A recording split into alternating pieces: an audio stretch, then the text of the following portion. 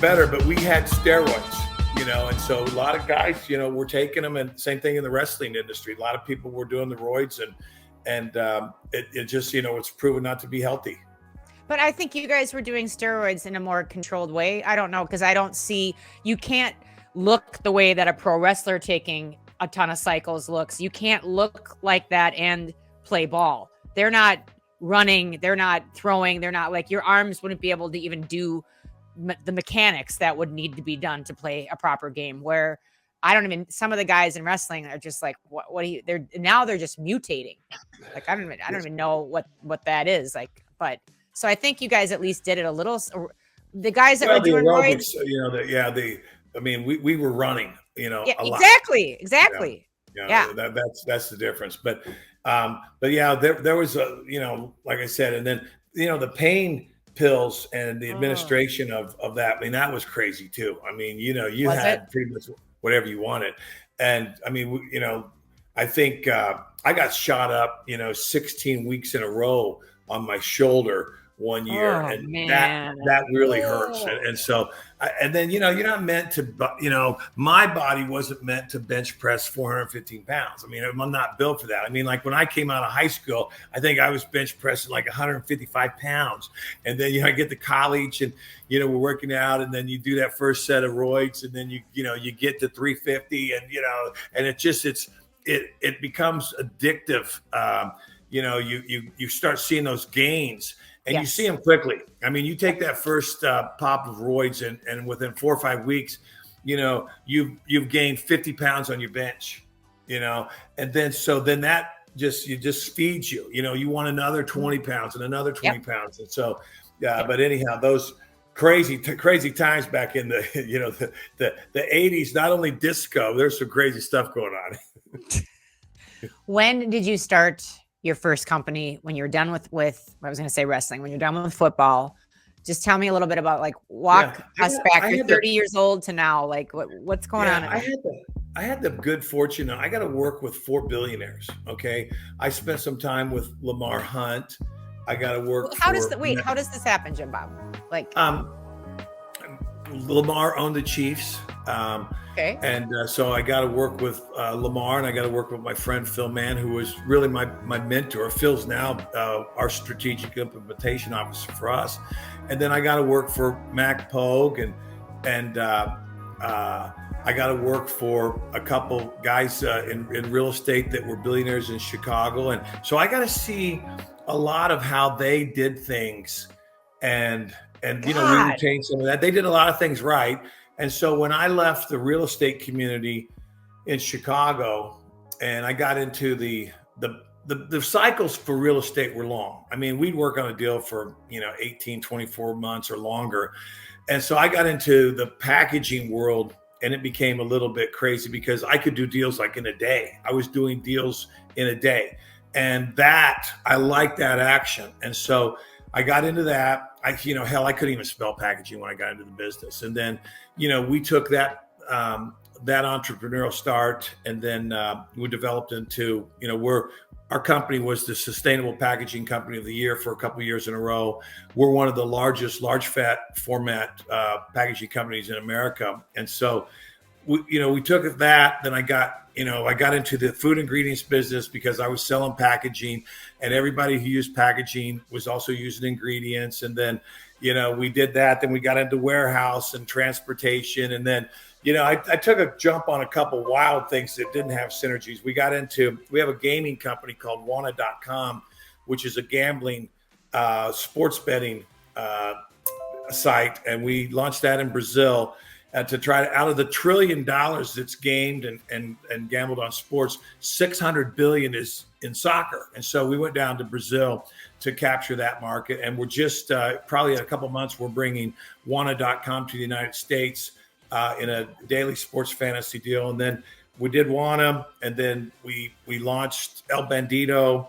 We're working on, we got a deal. I mean, we're not really, I don't think we're, deal maniacs and deal junkies. It's just deals come to us that I think okay, I can see the vision of where they're going. And everybody goes, oh, he's crazy. Well, I was crazy on the first deal. I could just tell you the same crazy efforts that I did for Morse Packaging that made it one of the largest in the country is the same crazy that we're bringing to Bandido and the same crazy we have for Wanted.com. And so we'll see how well crazy plays.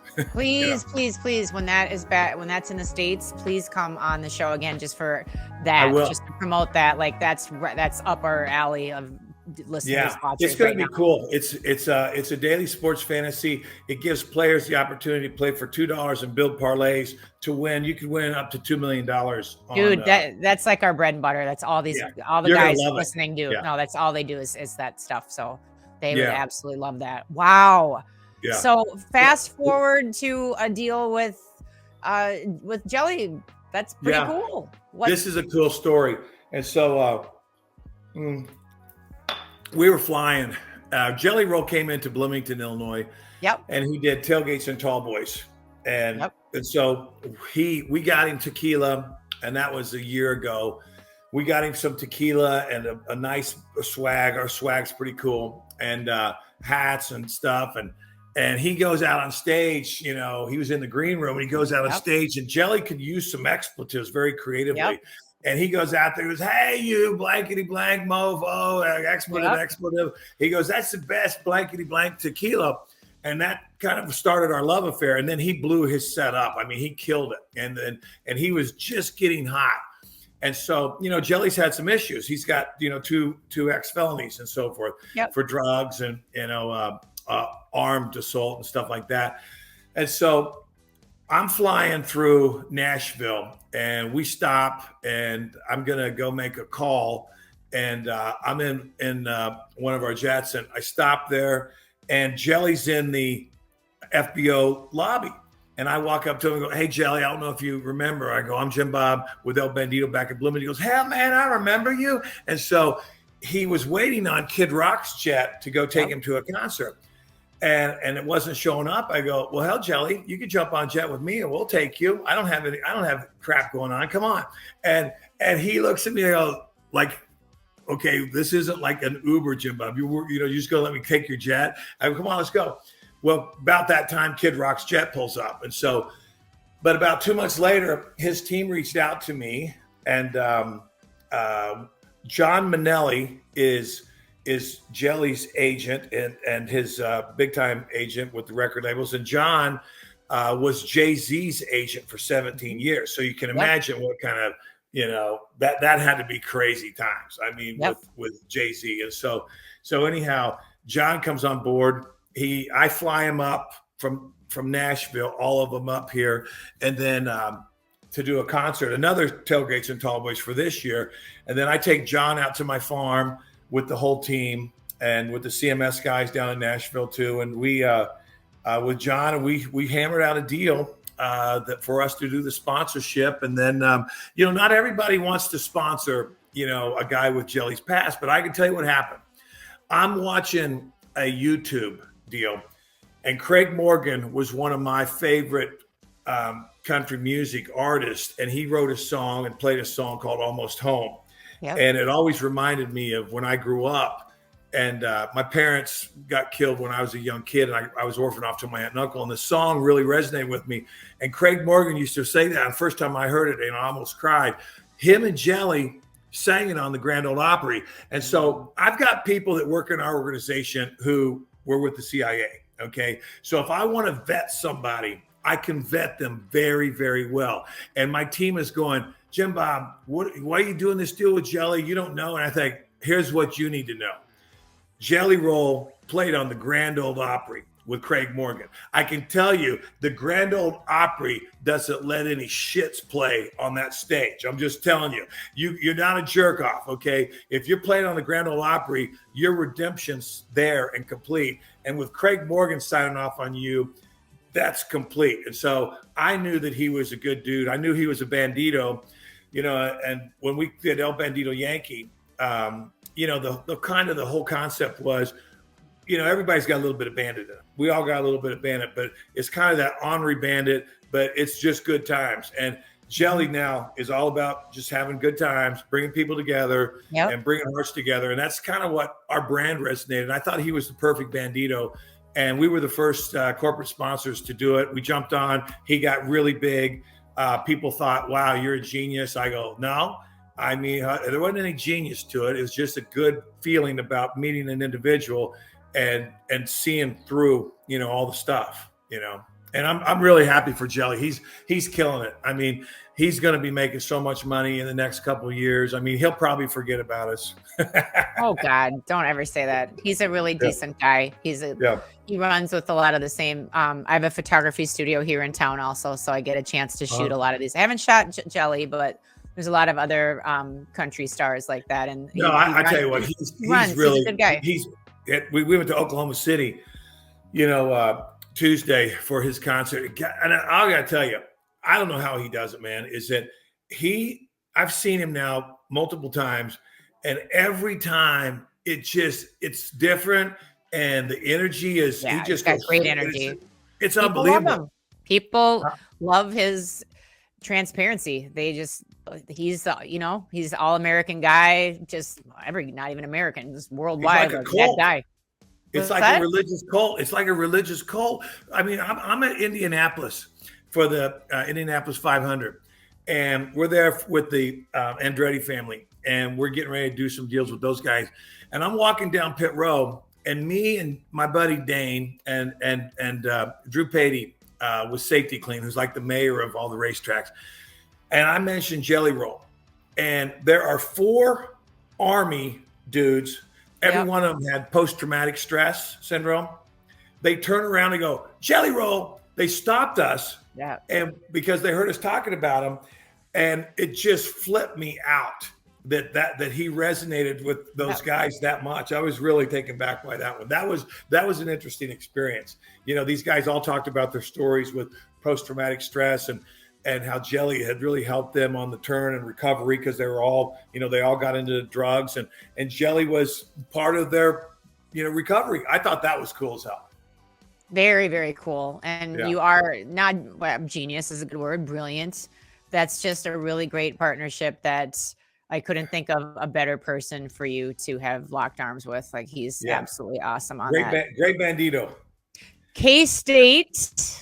Let's talk a little bit about your foundation, about what you're doing. And I watched some really interesting interviews. There was some older dude that you were talking to. It was a short on things that you do to give back. And what exactly is it? Just lay it out for me. What exactly? It's like, what was the word? Well, not equality, but like. Yeah. A few years ago, an opportunity came to me. I was a welfare kid. I mean, I was the kid. So when we got orphaned off to my aunt and uncle, they lived in a 2-room shanty. We didn't have running water, but they were paupers. Seriously? They lived through the Depression, and they had money, but they just lived poorly. Every Jeff Foxworthy joke was about us. And so one morning, it's me, my little sister, my little brother. Our parents are gone, and my Uncle Bud, he comes to the table. He's a pretty big boy, not as big as Jelly, but pretty big. And he goes, well, I got us a new house. Now, I'm like 11 or 12. And I go, a new house? When can we see it? He goes, they're driving it down tomorrow. And so, I'm the dude that I got wheels underneath our living room. Okay. That's me. And so we grew up, pretty rough. We were, my dad was, he was Native American, and he had an alcohol Your dad problem. Was? Your dad was? And so our family name was Six Killer, and I was very proud of that. I would have played 2 more years in the NFL just with that name. They couldn't have cut me. I was the only Native American in the league. But anyhow, there's a story behind that too, why our family changed their name. But anyhow, we grew up pretty rough. And, when I got to Kansas State, that was really the only opportunity for me that was, for me to make. I got, athletic ride. And so when I got done with everything, I wanted to make sure that I played it back and paid it back in the fact that, so the first deal came to us to do a diversity center. And as I said, I grew up on welfare. I know what that stigma was like, and we got teased about it. but I wanted, everybody, regardless of religion or creed or sexual orientation, I wanted to build this. And we built the Morse Family Multicultural Diversity Center, which was one of the first of its kind freestanding building. And so it was a great recruiting tool for Kansas State. And I wanted to pay Kansas State because they helped shape me. And then we had the opportunity to create the Morse Family Olympic Training Facility. And so one of my buddies drove past it the other day and he calls me up. He goes, Jim Bob, I just saw the new facility. They got your name up there. Were you an Olympian? And I go, no, but I want everybody to think I was. What were you going to say? You said, and I stepped on you and I apologize. You said that your dad had some issues with drinking and then you were going to say something. He was a full-fledged alcoholic, and that's what basically did him in. I mean, he had a head-on car crash. My mom, I mean, we had a rough go, I mean, he passed early. My mom passed early. My little brother passed, all of them in, bad situations, car accidents, stuff like that. And so, like I said, when my mom passed, I look at a lot of these people that, at 11, the person who loved me the most and gave me the most attention and, was really there for me. And I felt that love. And then all of a sudden that's gone. And so it's a little bit of a miracle that, the Jelly and Jim Bob didn't have the 2 felony exits. I mean, because, growing up without that love and devotion, that's a hard thing, and it's a hard thing to overcome. And so, I think Jelly's a good example of how we can overcome things. And I think we've done a pretty good job as well in regards to, examples that we can set for others. And you don't have to be this way. I mean, it's sometimes it's not our choice. And I get that, the way things kind of develop, but, you just, keep on keeping on and good things will happen. What does the Diversity Center do for people? What's its main goal? It's like when we first were starting it, we had some opposition, from the local BLM authorities, and they wanted to put a moat around. They wanted to put a moat around it, and it was my money, okay, me and some other folks' money, and I go, a moat, like for real? Well, they wanted walls and stuff. And I go, we're not building walls. We're not building moats. We're building bridges. We're taking people from this part of their life and we're going to transition them over to the next chapter of their life. So okay. And so we had some opposition. We had some transgender opposition, and it wasn't really opposition. They asked me how we were addressing issues like transgender. I mean, when I say this place is for everybody, this place is for everybody. I mean, it doesn't matter your gender identification, your religion, and any of that. Sure. Handicaps whatsoever. But so anyhow, one of the things that we did is that we recognized early that gender identification was going to be a problem with the restrooms. And so we made sure that we attacked that right out the bat because, we can't put all the pressure on society in the fact that we see something that doesn't look normal. And my little girl went in there and I don't want to be responsible for misconception of something. And so we made them all, non-gender specific, and they're single serve. And I told the community, I think that, back when I was doing real estate in Chicago, we had the American with Disabilities Act. With the movement that we're seeing in the last couple of years with transgender movement, we're going to see the way we build buildings change, just like with Americans with Disability Acts. We're no longer going to have communal restrooms because of this massive explosion of gender identification that seems to be exploding. I don't know what causes it. I don't know what is the cause, but the reality of it is we have to address it, and we have to make sure that everybody's, safe. And so that was one of the things we did with the center. But, the center allows people, from all these different cultures of Africa, Germany, Honduras, Mexico, doesn't matter, but there's played. So we've got this big kitchen. And so we have nights where the different cultures cook.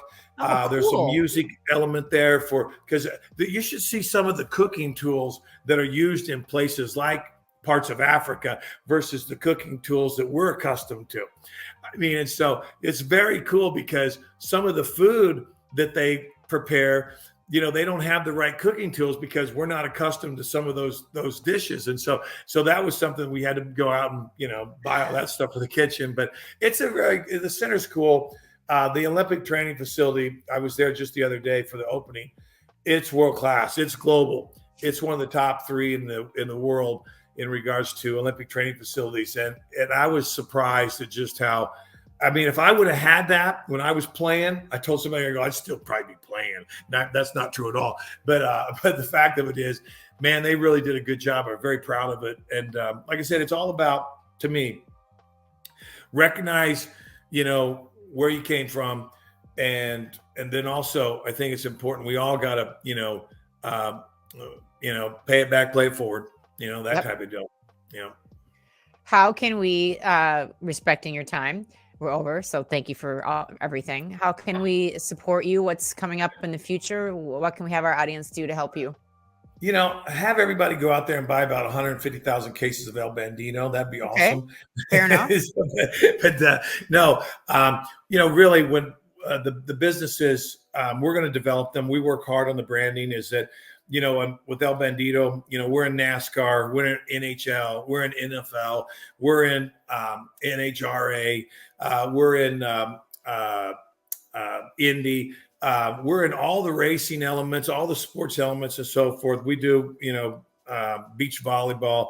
Heck, I'm trying to think about what we don't do, but the building a national brand is tough, and we've got our work cut out for us.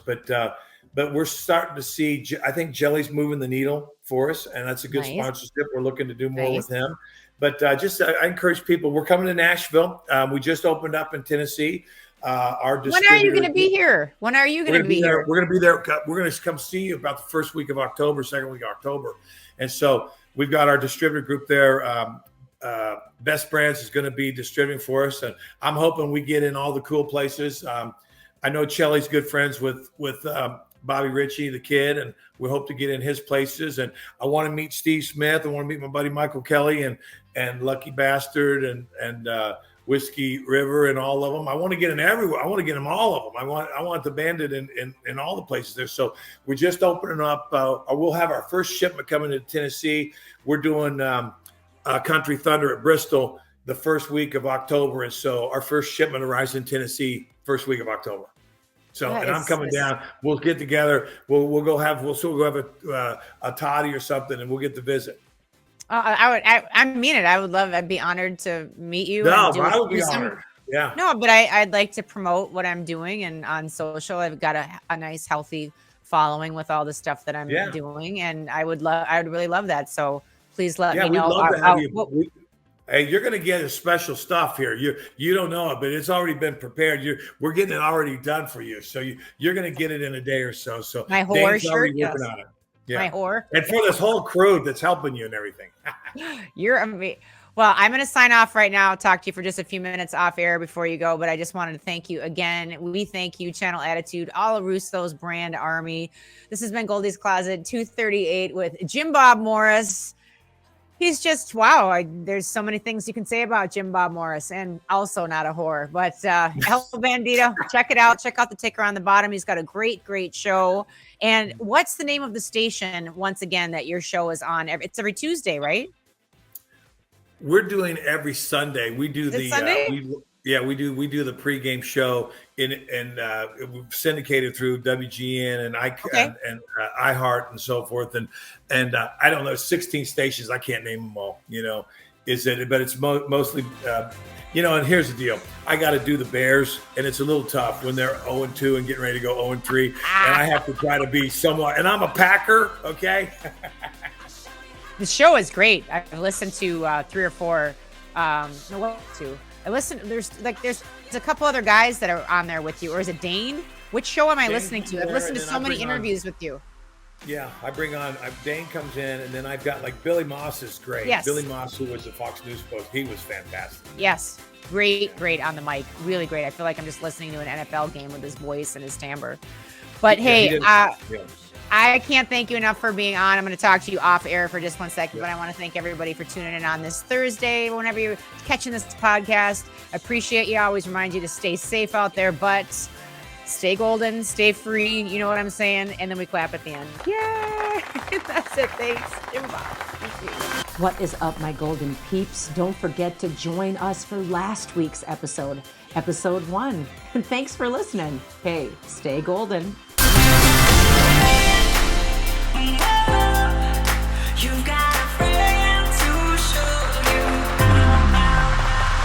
What's up, everyone? It's Goldy, Impact Wrestling, TLC's Cheapskates.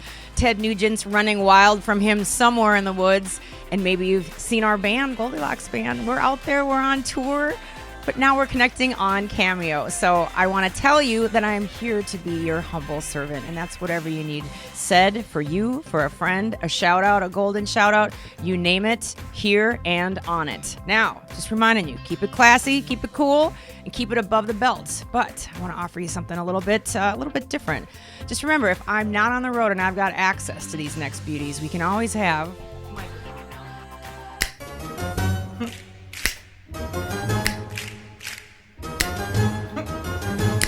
da-da-da-dum. I want to make this the most amazing experience for you ever, because you deserve it, your friends deserve it, your loved ones deserve it. And just remember, I can sing you a few lines of a song. It can be from anywhere, like it can be from somewhere over the rainbow, or it could be near, far, wherever you are. It could even be on a highway to hell. It can even be from there. Oh, and keep in mind, not all requests are the same. Maybe your motivation comes with a harder edge. Maybe you need a more jagged little pill. There's nothing that I love more than playing the heel. So if you need your message delivered with more, what's the word I'm looking for? Intention? Please specify. Can't wait to connect with you on Cameo. Thanks so much for being here. Stay golden.